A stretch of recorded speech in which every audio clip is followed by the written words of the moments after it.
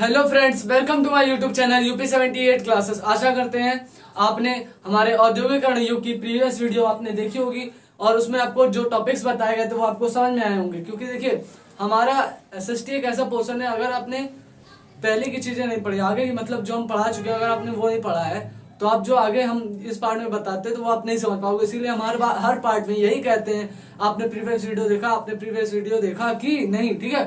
तो आपको देखना चाहिए, क्योंकि अगर आप जोड़ नहीं पाओगे, क्योंकि देखिए जो बातें हमने कल बताई है उसको तो हम दोबारा रिवीजन कराएंगे नहीं, ठीक है, उसके आगे बताएंगे।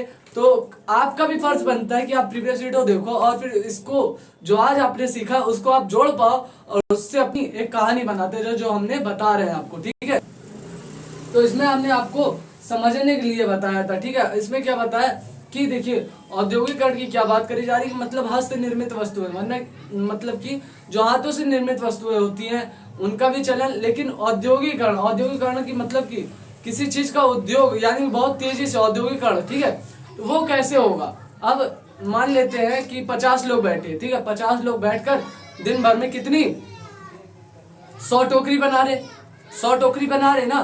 तो अगर वही मशीन होगी ना तो 100 टोकरी और वो दिन भर बैठ के बना रहे, वो 2 घंटे में बना देगी।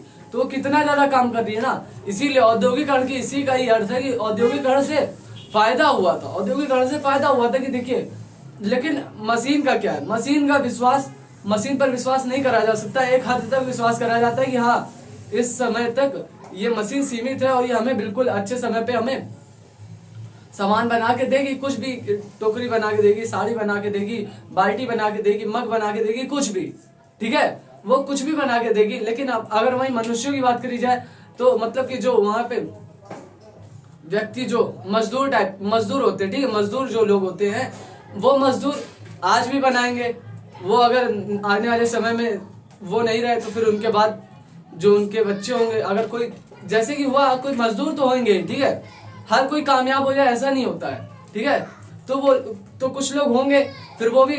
तो ये क्या है कि मजदूरों पर विश्वास करा जा सकता है कि हाँ, मजदूर हमें धोखा नहीं देंगे, जब उनसे कहा जाएगा हमें बना के वो चीज देंगे। अगर हमें कपड़ा बनाना है दिन भर में 100 से 150 मीटर, तो हमें बना के देगा, कैसे भी देगा, ठीक है। और वही मशीन का क्या भरोसा है, मशीन को आप पैसे दे के आए, साल भर बाद, अब 6 महीने की गारंटी थी मशीन की कि हाँ, ये 6 महीने तक अगर कुछ भी मशीन में फॉल्ट होगा तो हम आपको वापस कर लेंगे और दूसरी मशीन देंगे। और वो साल भर बाद बंद हो गए तो आप क्या करोगे? रिपेयर कराओगे, एक बार रिपेयर कराओगे, 2 बार रिपेयर कराओगे, 3 बार रिपेयर कराओगे, चौथी बार आप खुद परेशान होगे, आप जाओगे नई मशीन लेने, है कि नहीं? नई मशीन लेने जाओगे ना।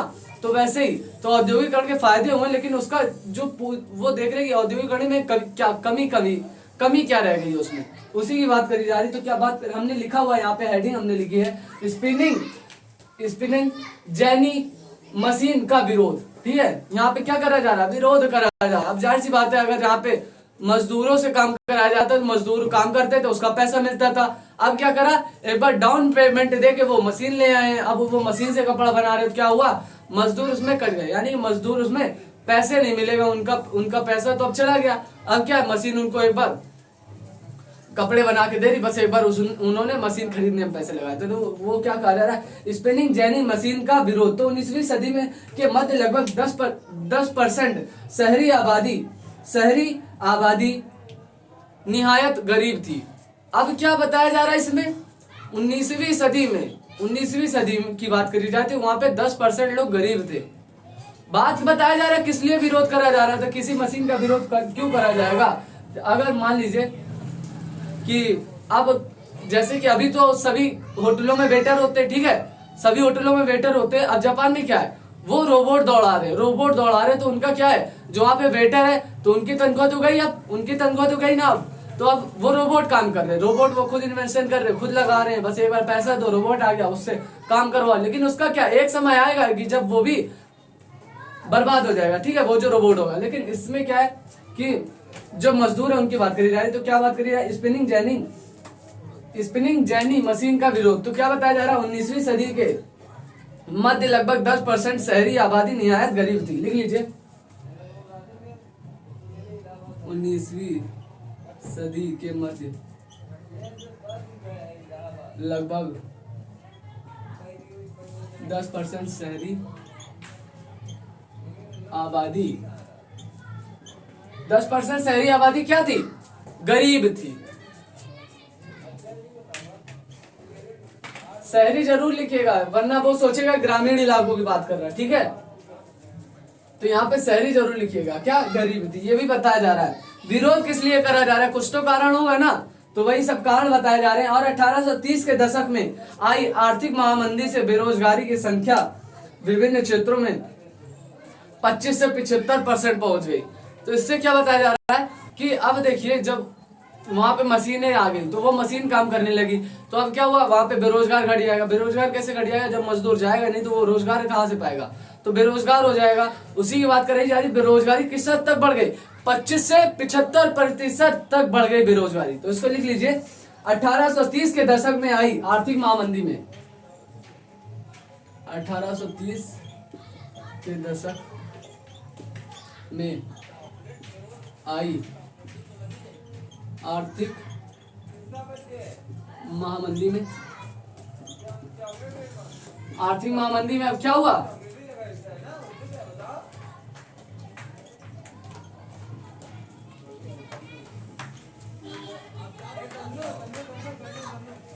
%25 से 75%, यानी कि अब मान लीजिए खाली 30% उन लोगों को ही रोजगार था, तो क्या लिखे 25 से 75% तक बढ़ी। समझ गए आप? ये सब आपको जब याद रहेगा ना तो वो एग्जामिनर को भी लगेगा यहाँ क्या स्टूडेंट जो है, विद्यार्थी है, वो तर्क पर बात करता है, ठीक है, तर्क पर, कि हाँ जो बात सत्य है, ठीक है, जो बात सत्य है, वो अपने मन से कुछ भी नहीं बना रहा है कि उसमें हम लिखे जा रहे, पूछ रहा है लियोनार्डो दा विंची के बारे में, आप लिख रहे हो आदि मानव के बारे में, तो ऐसे नहीं होना चाहिए। जो बात उसमें पूछी जा रही है उसको लिखिए, आपको पूरे नंबर मिलेंगे। बस यही होता है, एग्जामिनर उन्हीं को नंबर देते जो उनकी बातों को पूरा करते हैं, ठीक है, उन्हीं को, उनकी बातों को पूरा कर दीजिए, आपको नंबर मिलेगा। बेरोजगारी की आशंका के कारण मजदूर कई प्रौद्योगिकी से क्या कहा जा रहा है? नई प्रौद्योगिकी से चढ़ते थे। अब क्या कहा जा रहा है कि बेरोजगारी की आशंका के कारण मजदूर नई प्रौद्योगिकी से चढ़ते थे, यानी अब वो कुछ और ढूंढने लगे। अब पता चल गया कि हाँ अब वो मशीनें आ गई, तो अब उनको कहीं और जाना पड़ेगा, कुछ और रोजगार ढूंढना पड़ेगा। अब ऐसा तो है नहीं कि वो भूखे ही रहेंगे, भूखे तो रहेंगे नहीं, उनको कुछ और भी तो काम करना पड़ेगा। तो उसको लिख लीजिए, बेरोजगारी की आशंका के कारण, बेरोजगारी की आशंका के कारण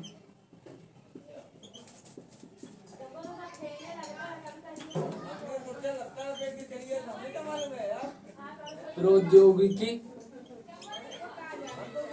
नई प्रौद्योगिकी से बचने लगे। समझ रहे हैं आप? ये सब बताया जाएगा, क्योंकि देखिए अब उनके समय में क्या बताया, मशीन आ गई। अब जो मजदूर काम करते थे वो मशीन काम करने लगी, तो क्या हुआ, एक तरफ से उनका बेरोजगार तो बढ़ ही गया, तो अब वो क्या करेंगे, जो बेरोजगार है उनको भी तो अपना घर चलाना है, तो वो क्या करेंगे, कुछ और ढूंढेंगे कि हाँ हमें कुछ और काम मिले जिससे हम अपना जीवन यापन कर सके, अपने घर बार का जो पेट पाल सके, है कि नहीं।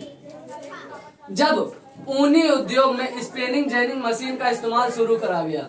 अब बताया जा रहा है, यहाँ पे बताया जा रहा है कि जब ऊन को आप समझते हैं जिससे स्वेटर बनता है, ऊन की बात करें, ठीक है, ऊन के उद्योग के लिए ऊन बनता है, ठीक है, ऊन बनता है, अपने आप कैसे उगता नहीं, ठीक है, ऊन बनाया जाता है। तो उसके लिए जब मशीन, कौन सी, स्पिनिंग जेनिंग मशीन का विरोध, अब ये बताया जा रहा है स्पिनिंग जेनिंग मशीन का विरोध क्यों करा गया। तो इसको लिखेंगे, जब ऊनी उद्योग में, लिख लीजिए, जब ऊनी उद्योग में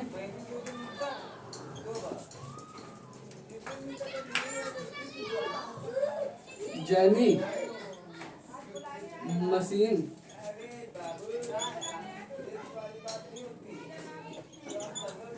समझ में आएगा, सब समझ में आएगा, बस हमें क्या करते चलना है, जो बातें हम बोल रहे हैं उससे उसको जोड़ते जाइए, समझते जाइए, बस सबको समझ में आएगा, ठीक है। क्या बताया जा रहा है, जब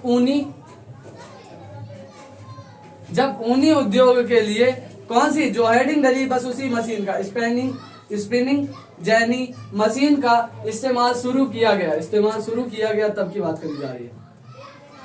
इस्तेमाल शुरू किया गया। समझ रहे आप? जब इसका इस्तेमाल शुरू करा गया, समझ रही है आप? बस बात को समझिए, बाकी आपको याद खुद होगा, क्योंकि देखिए अब इसमें जितनी भी बातें कही गई हैं सब आपके समझने के ऊपर है, रटी रटाई बातें नहीं कही जा रही हैं। आप ये बताइए, जब ये बस एक समय याद करना है कि हाँ ये काम ये किस समय पे हुआ था, ठीक है। अब बात करी जाए आग की खोज कब करी गई, आज की खोज कब करी गई, पूरा पाषाण काल के समय करी गई ना, ये बात आपको पता है। अब पहिए की खोज 9 पाषाण काल। अब बात करें, अब किसी को समय ही नहीं पता है, हाँ वो बताएगा हाँ पहिए की खोज करी गई थी, ठीक है, पहिए की खोज करी गई थी, अब पता नहीं कब करी गई थी, ठीक है। अब किसी को पता है कि हाँ आज की आग की खोज आदि मानव द्वारा की गई थी, अब उससे ये भी तो पूछो कब करी गई थी, समय भी तो पता होना चाहिए, तो उसी की बात है।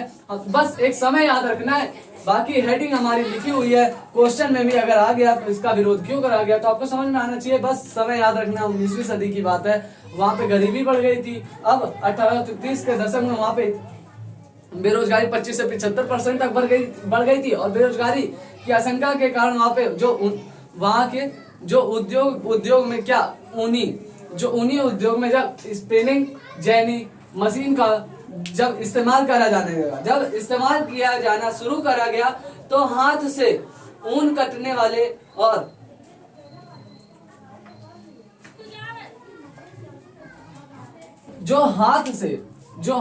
हाथों से ऊन बनाया जाता था, और जो वहां पे मजदूर लगते थे, जो लेबर लगते थे ऊन बनाने के लिए, उसमें तो अंतर होगा ही ना। मशीन में कोई चीज अगर एक बार में बनाई गई, अगर आपको हम बता दें, अगर कोई मूर्ति बनानी है, ठीक है, अगर कोई मूर्ति बनानी है तो मिट्टी लेके उस कांचे में डाल देगा, मशीन में डाल के, जब वो मूर्ति आएगी बिल्कुल शेप वही रहेगा, दोबारा मिट्टी डालेगा तब भी वही शेप वही रहेगा। अगर किसी मजदूर से कहा जाए एक बार उसने मटका बनाया, अब उससे कहा जाए लो उतनी मिट्टी और उतने ही प्रोसेस से हमें उतना ही बड़ा मटका बना के दो, उतना ही भार होना चाहिए, उतनी लंबाई होनी चाहिए, उतनी ही चौड़ाई होनी चाहिए, क्या वो बना पाएगा? नहीं बना पाएगा, कहीं ना कहीं कमी आ जाएगी। बस यही कारण है कि मशीन एकदम कम समय में बिल्कुल परफेक्ट चीज देती थी, लेकिन वहां पे जो हस्त निर्मित वस्तुएं थी सामान बनाती थी, यानी सब उद्योग करती थी, लेकिन कुछ भी परफेक्ट होने की कोई गुंजाइश नहीं थी। मान लीजिए कभी मटका छोटा बन गया, कभी मटका बड़ा बन गया, है कि नहीं? आदमी ये थोड़ी ना देखता है कि हमें 2x3 का हमें मटका चाहिए, दे दो हमें उसमें पानी पीना, हमें उतना का नहीं होगा तो हम पानी नहीं पियेंगे, है कि नहीं?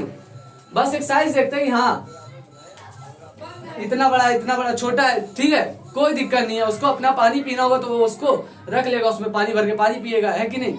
तो वो ये थोड़ी ना देखेगा कि हमें जितना नाप बोला है हमें उतने नाप का मटका चाहिए वरना हम पानी नहीं पिएंगे, ऐसा थोड़ी ना करता है। तो औद्योगिकरण का अर्थ यही है कि जो मशीनों में कोई भी चीज बनाई जाती थी वो एकदम परफेक्ट बनती थी, लेकिन जो हस्त निर्मित वस्तुएं होती थी वो कभी भी परफेक्ट नहीं बनती थी, क्योंकि अगर कोई हाथ से मूर्ति बनाएगा तो मूर्ति एक बार बन गई, एक साइज की बन गई, तो जब उतने ही मिट्टी में अगर उस व्यक्ति को दोबारा कहोगे तो उसमें कुछ ना कुछ कमी जरूर आएगी। यही कारण था कि वो लोग विरोध करने लगे थे, किसका? स्पिनिंग जेनी मशीन का विरोध करने लगे थे वहां के लोग, जब वहां के ऊन का निर्माण जब इस मशीन द्वारा करा जाने लगा, जब इस मशीन द्वारा करे जाने लगा तो उनको लगा अब तो हमारे यहाँ बेरोजगारी बढ़ जाएगी, अब हमारे मजदूर करेंगे क्या, कमाएंगे क्या, खाएंगे कैसे, है कि नहीं?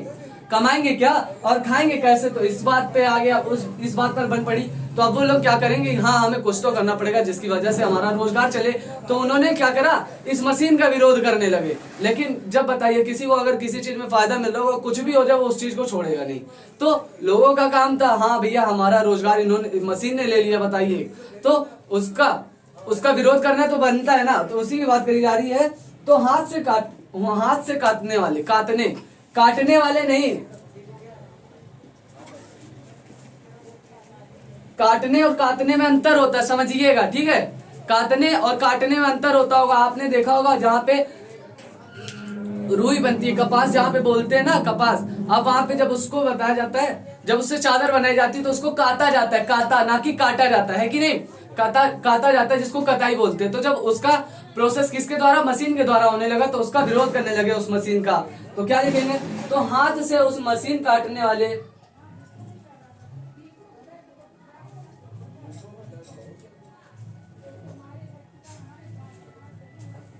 तो जब वहां के लोग थे जो वो मशीन, जब वो मशीन का उद्योग होने लगा, जब उस मशीन से उद्योग होने लगा,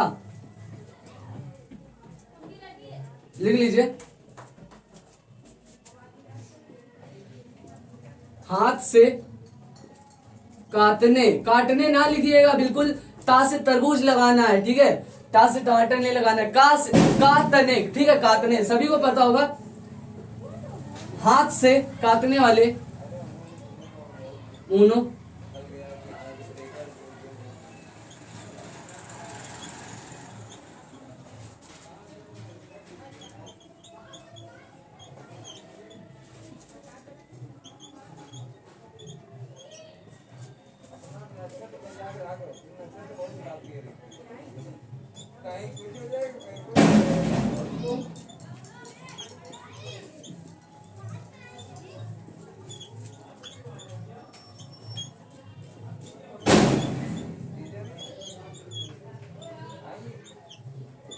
है कि नहीं। अब बताइए, जैसे कि कोई दुकान है, ठीक है, कोई दुकान है, अब मान लीजिए कोई ढाबा है, अब वो बहुत पुराने समय से वो वहां पे उस ढाबे को चला रहा है, और ठीक उसी के सामने कोई नया ढाबा खुल जाए और वो उससे अच्छा खाना बनाने लगे, तो क्या उसको खराब नहीं लगेगा कि बताओ हम इतने साल से थे, तो लोग हमारे जो ग्राहक थे अब वो सामने वाली दुकान में जाने लगे, है कि नहीं। वो उसका विरोध जरूर करेगा, लेकिन यही बात आती है, क्योंकि जब देखिए वहां के मजदूर लोग ऊन की कटाई करते थे, खुद हाथों से ऊन निर्माण करके लोगों को देते थे, लेकिन बात आ गई जब मशीन पे बनने की, तो मशीन से और परफेक्ट बनने लगा, तो लोग उसका विरोध करने लगे, ठीक है, लोग उसका विरोध करने लगे। जल्दी से इसको लिख लीजिए।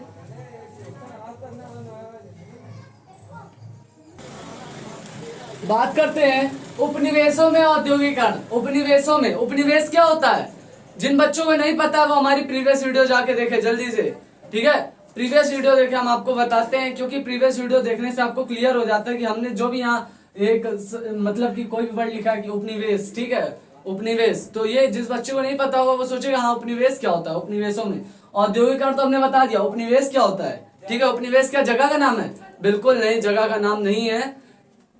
अभी हम बताते हैं, 2 मिनट रुकिए, ठीक है। बात करते हैं हमने क्या कहा, उपनिवेश की।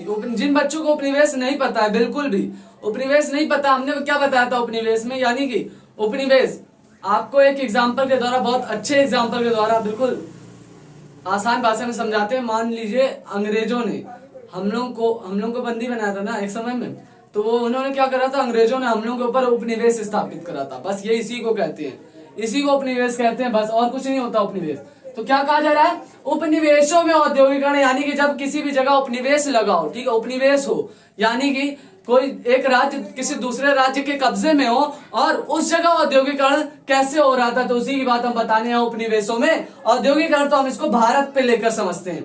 भारत में जब उपनिवेश था, ठीक है, जब भारत में जब उपनिवेश था तो औद्योगिकरण कैसे हो रहा था, औद्योगिकरण कैसे हो रहा था उसको समझेंगे। आइए हम लोग भारत को एग्जाम्पल लेके समझते हैं, ठीक है, आइए हम लोग भारत को एग्जाम्पल लेके समझते हैं।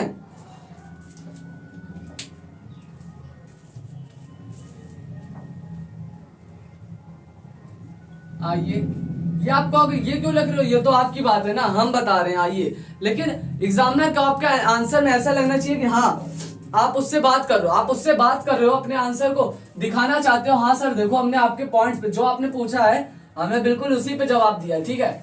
आइए हम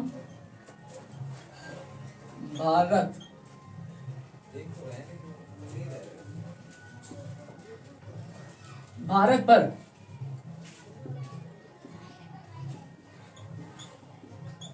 हुए समझते हैं,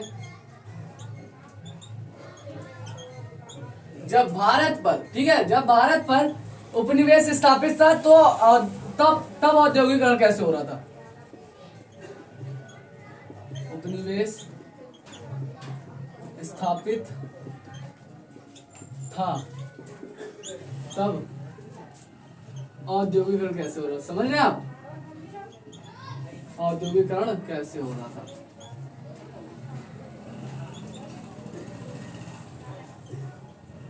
समझ रहे हो, तब औद्योगिकरण कैसे हो रहा था, जब भारत पे उपनिवेश था। तो आपको जब भारत पे एग्जांपल लेके समझाएंगे ना ज्यादा अच्छे से समझ में आएगा। और बात करते हैं भारतीय कपड़ों का युग। भारतीय कपड़ों का युग लिख लीजिए, भारतीय कपड़ों का युग। समझ रहे हो आप? भारतीय कपड़ों का युग। एक बार देख लेते हैं, आपको स्क्रीन दिखाई दे रही कि नहीं?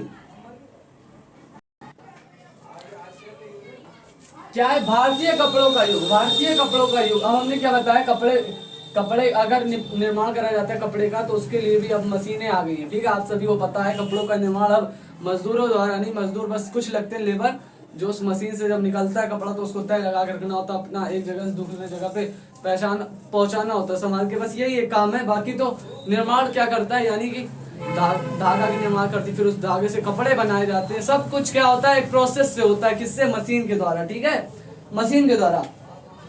तो मशीन उद्योग के युग से पहले भारतीय रेशम की सूती उत्पाद अंतरराष्ट्रीय स्तर पर प्रसिद्ध था। यानी कि अब ये क्या बताया जा रहा है कि जब मशीनों से कपड़े नहीं बनाए जाते थे, जब भारत में मशीनों से कपड़े नहीं बनाए जाते थे, तो वो उससे पहले, ठीक है, उससे पहले जब मशीनों से कपड़े नहीं बनाए जाते थे, उससे पहले भारत में अंतरराष्ट्रीय स्तर पर प्रसिद्ध थे वो सूती कपड़े। कैसे होते थे? मानव निर्मित होते थे। ठीक है, वो खुद हस्त निर्मित, समझ लीजिए हस्त निर्मित होता है कि नहीं। मशीन उद्योग के युग से पहले, लिखिए इसको, मशीन युग के पहले, मशीन युग के पहले जो वहां पे, मशीन युग के पहले जो वहां पे बनाए जाते थे भारतीय रेशम और सूती। ठीक है, भारतीय रेशम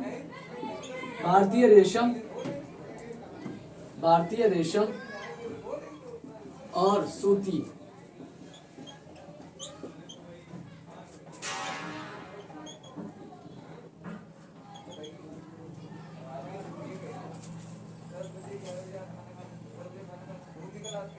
अंतरराष्ट्रीय स्तर पर प्रसिद्ध थे। यानी कि जब हस्त निर्मित सूती कपड़े बनाए जाते थे तभी से वो प्रसिद्ध थे। भारतीय कपड़े की बात बताई जा रही, जब मशीनों से कपड़े नहीं बनाए जाते थे तब की बात बताई जा रही है। और निर्यात के लिए सूरत और मछलीपट्टनम और कोरोमंडल तट और हुगली, बंगा और बंदरगाह बनाए गए थे। अब बताइए, ये कुछ जगहों के नाम लिए गए हैं जहां से सबसे पहले व्यापार होता था सूती कपड़ों का। कहा? भारत का इन क्षेत्रों में, इन क्षेत्रों से क्या होता था? निर्यात होता था, है कि नहीं? निर्यात होता था, यानी कि आयात यानी कि लेना, निर्यात यानी कि देना, निर्यात यानी कि देना। ठीक है, समझ रहे आप? तो क्या बताया जा रहा है, निर्यात के लिए जगह का नाम याद रखिएगा। निर्यात के लिए सूरत, मछलीपट्टनम, समझ रहे हैं आप? नाम याद रखिएगा, आधा काम आपका ऐसे ही हो जाएगा, क्योंकि ये जगह का नाम बहुत कम ही लोगों को पता होता है। ठीक है, सूरत और मछलीपट्टनम और कोरोमंडल तट,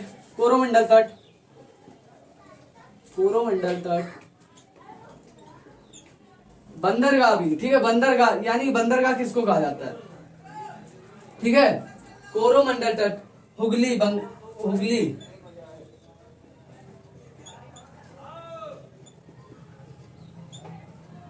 ठीक है, बंगाल। ठीक है, बंगाल है, जगह का नाम आपको बताना है। हुगली कहाँ पे? बंगाल में है, बंगाल में। अब क्या? सूरत बताया गया, मछलीपट्टनम बताया गया और कोरोमंडल तट और हुगली, बंगाल। और उसके बाद क्या है? बंदरगाह यानी कि अब टापू, यानी कि एक तरफ का द्वीप समझा जाता है और द्वीप होता है। अब उसको हम बंदरगाह तब कहेंगे जब वहां से, जब हम लोग का जैसे कि मसालों का व्यापार होता था, तो अब किसी बंदरगाह पर उस जगह पे किसी दूसरे राज्य का कोई दूसरी वस्तु आती थी और फिर यहाँ से उसी बंदरगाह पे मसाले ले जाए जाते थे, फिर उस जगह से दूसरी जगह भेजे जाते थे, उसी को ही बंदरगाह कहते हैं। समझ रहे हैं आप? बंदरगाह किसको कहते हैं? समझ में आ गया होगा ये आपका 9th में एक डेफिनेशन होती थी, हमने आपको समझा दिया। ठीक है, क्या लिखा है? बंगाल में। और कहाँ पे? और कहाँ पे? और बंदरगाह बनाए गए थे, और बंदरगाह बनाए गए थे, इसीलिए काय के लिए? निर्यात के लिए, और बंदरगाह बनाए गए थे।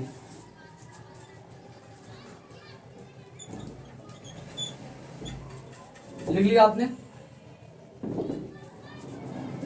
बनाए गए थे। जगह का नाम याद रखिएगा, जगह का नाम जरूर याद रखिएगा। और देखिए, कच्चा माल क्या होता है? यानी कि जब कोई चीज बनी ना हो, ठीक है, कोई चीज बनी ना हो, तो कच्चे माल से लेकर निर्यात तक का काम कौन करता था? भारतीय ही करते थे। कच्चे माल से लेकर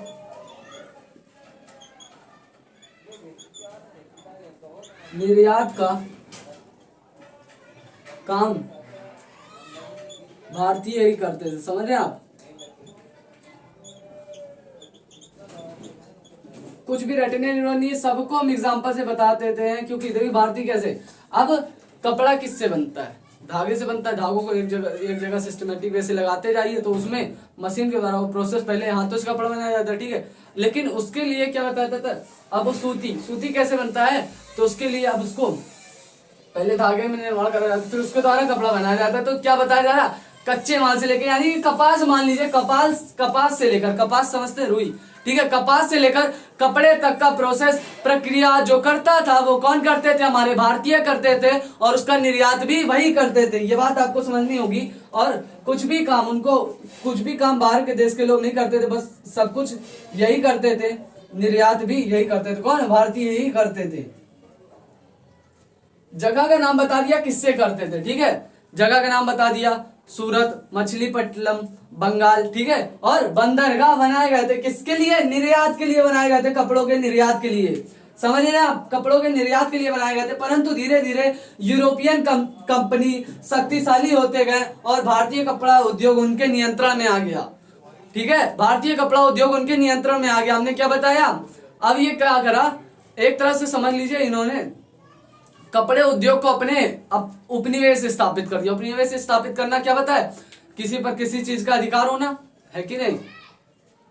किसी चीज पर किसी चीज का अधिकार होना है, यानी कि आपके पास है, ठीक है, आपके पास कोई पेंसिल है, अब हम आपसे छीने, ठीक है, अब हम आपसे छीने, तो ये क्या हो गया? ये गलत बात है। लेकिन आप वो और मेरी पेंसिल हो और आप मुझसे छीनो, तो ये क्या हो गया? आपने मेरी पेंसिल पर अपना उपनिवेश स्थापित कर लिया है कि नहीं, और आपने मुझसे छीन कर रख ली है कि नहीं। तो ये क्या करा? आपने मेरी पेंसिल पर अपना उपनिवेश स्थापित कर लिया, बस उपनिवेश का अर्थ इतने ही है। तो क्या बताया जा रहा है? एक तरफ से ये समझिए कि यूरोपियन ने, एक समय था जब वो यूरोपियन लोगों ने भारतीय जो कपड़ा उद्योग था उस पर अपना नियंत्रण पा लिया था, ठीक है, उस पर अपना नियंत्रण पा लिया था। परंतु धीरे धीरे यूरोपियन कंपनी शक्तिशाली हो गई, लिखिए इसको, परंतु धीरे धीरे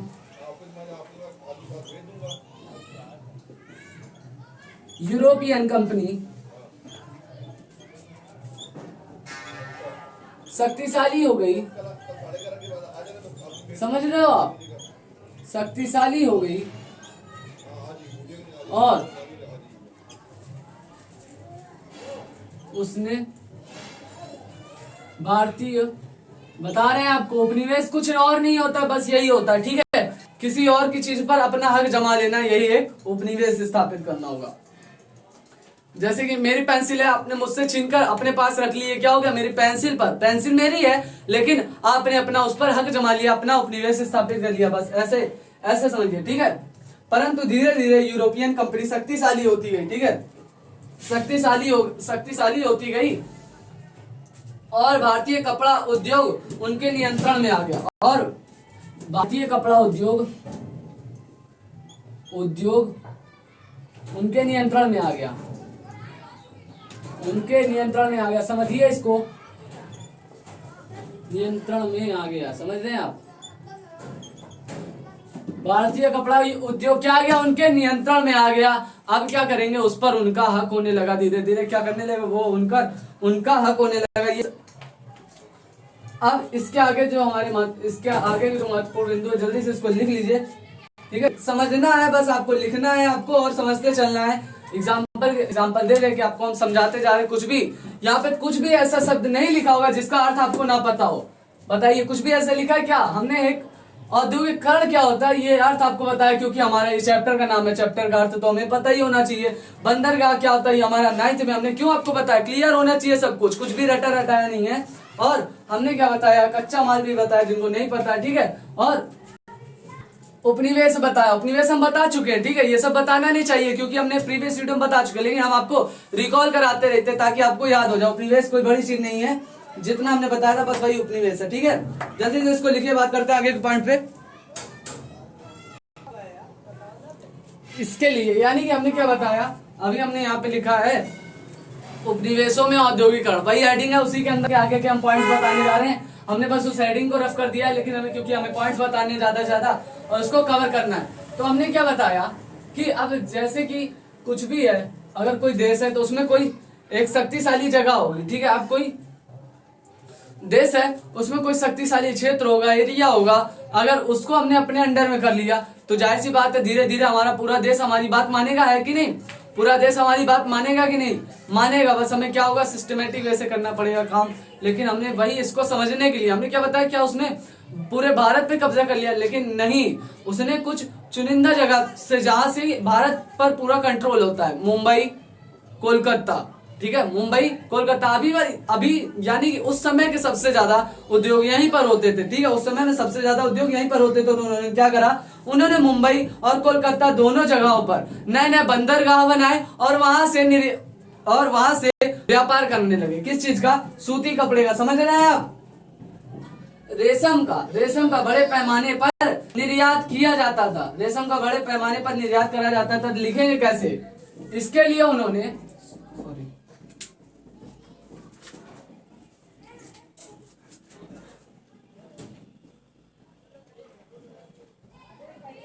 2 मिनट के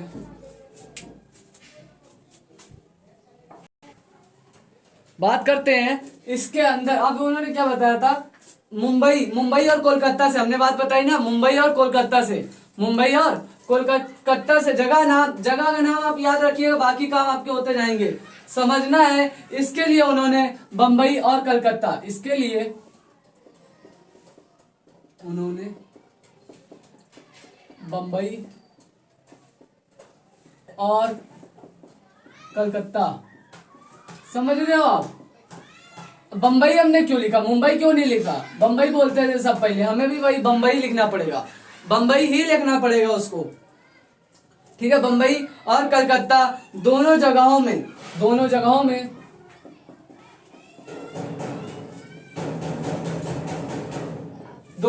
उन्होंने क्या कर लिया, दोनों जगहों में नए बंदरगाह बनाए और वहां से बड़ी मात्रा रेशम का निर्यात करने लगे, समझ रहे हैं आप? उन्होंने बड़ी जगहों से, मुंबई और कोलकाता से रेशम का बड़ी मात्रा में वो लोग क्या करने लगे, निर्यात करने लगे, समझिए मेरी बात को, निर्यात करने लगे। धीरे धीरे कंपनी ने राजनीतिक शक्तियां प्राप्त की और भारतीय कपड़ा उद्योग पर पूर्ण नियंत्रण कर लिया। धीरे धीरे कंपनी ने राजनीतिक शक्तियां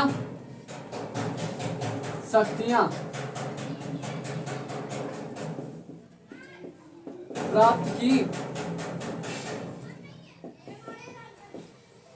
ठीक है। अगर किसी देश की राजनीतिक शक्तियां प्राप्त करनी, हर जगह का अलग अलग नियम है, राजनीतिक शक्तियां प्राप्त करने का। तो अब जब कोई दूसरा देश हमारे राज्य में व्यापार करना चाहता है तो वो कैसे करेगा, उसको भी तो परमिशन की जरूरत पड़ेगी। और एक समय आएगा जब उसका व्यवहार इतना अच्छा हो जाएगा कि उसको अब भारत में रहकर ही व्यापार करने की अनुमति मिल जाएगी।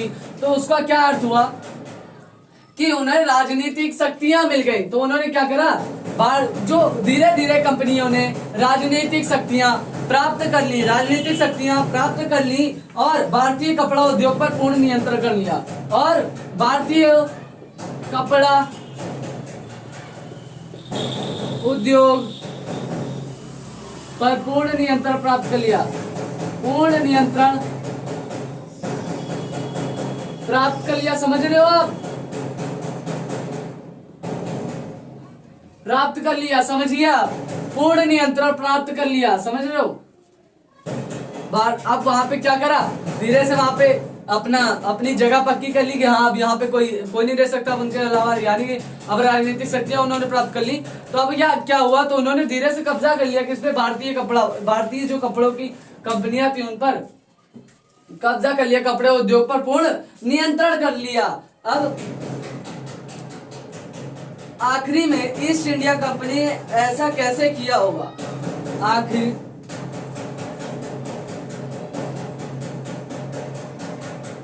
ईस्ट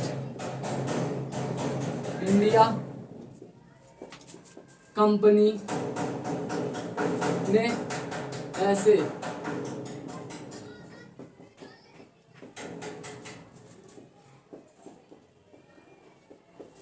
का अर्थ है कि नियंत्रण कैसे किया होगा, ठीक है। ऐसे का अर्थ आप अपना ना समझिएगा कि ऐसे का अर्थ हम कुछ भी बना ले। क्या लिखा है, आखिर ईस्ट इंडिया कंपनी ने ऐसा कैसे किया था, कि पूरा नियंत्रण कैसे प्राप्त किया था, ठीक है। ये भी बात समझने लायक है। ईस्ट इंडिया कंपनी से आप सभी भली भांति परिचित होंगे, हमें बताने की जरूरत नहीं है, हम उसका जिक्र अपनी प्रीवियस वीडियो में कर चुके हैं और आप सभी जानते होंगे ईस्ट इंडिया कंपनी को, ठीक है। नियमित आपूर्ति सुनिश्चित करने के लिए प्रबंधन और नियंत्रण में एक व्यवस्था लागू कर दी गई। लिख लीजिए,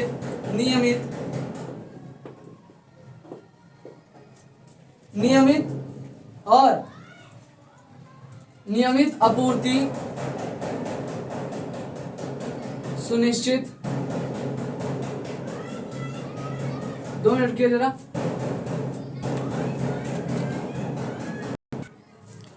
आखिरी में क्या बताया, नियमित आपूर्ति सुनिश्चित करने के लिए क्या करा, सुनिश्चित करने के लिए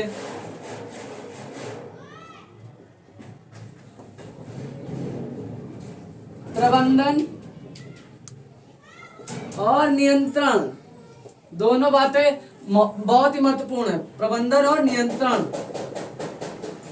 ठीक है। प्रबंधन और नियंत्रण किया, प्रबंधन और नियंत्रण की गई, व्यवस्था लागू की गई, की व्यवस्था लागू की गई, समझ लीजिए, की व्यवस्था लागू की गई। राइटिंग आपको नहीं समझ में आ रही, कोई दिक्कत नहीं, आप लिखिए, मेरी बातों को सुनकर लिखिए, वरना इतनी गंदी नहीं लिखिए जो आपको समझ नहीं है, क्योंकि हमें जल्दी लिखना है, ठीक है। हमें जल्दी अपनी बातों को बताना भी है आपको, और इसमें लिखकर भी बताना है, ताकि आपको कुछ भी ऐसा ना हो कि हाँ हमें ये चीज समझ नहीं है कि नहीं, बोल भी रहे हैं और लिखवा भी रहे हैं, दोनों बातें कर रहे हैं आपको बताने के लिए, है कि नहीं। यह काम कई चरणों में किया गया, समझिए, यह काम कई चरणों में करा गया, यह काम कई चरणों में किया गया।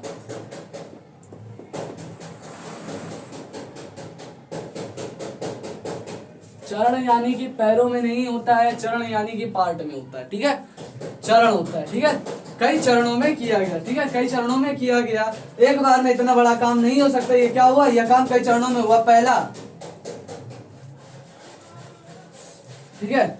अब इसको समझने के लिए हम क्या करेंगे, हम अपनी बात को यहीं तक रखते हैं, ठीक है, हम अपनी बात को यहीं रखते हैं, क्योंकि इसके आगे जो पॉइंट है उसमें हमें समझना पड़ेगा, ठीक है, उसको हमें और अच्छे से समझना पड़ेगा। आज का टॉपिक हमारा यही तक है कि हमें जितनी भी बातें बताई गई हैं, हम आप कहोगे कि आपने ऐसे बीच में टॉपिक क्यों रोक दिया, ये हमारा ये कंप्लीट हो चुका है, ये कंप्लीट हो चुका है। अब हमें इसके आगे समझना क्या है, यह काम कई चरणों में किया गया, अब वो जितने चरणों में किया गया, तो हमें वो चरण समझने होंगे कि हाँ कौन से चरणों में कितना काम किया गया, ठीक है। तो हमें अच्छे से एनालाइज करना पड़ेगा, और जितने भी हमने इसमें बातें बताई, कम पढ़िए अच्छा पढ़िए, बस यही हमारा रूल है, इसको हमें क्या करना है, अच्छे से फॉलो करना है। तो आज का टॉपिक हमारा यहीं तक था, मिलते हैं नेक्स्ट वीडियो में, तब तक के लिए जय हिंद, जय भारत।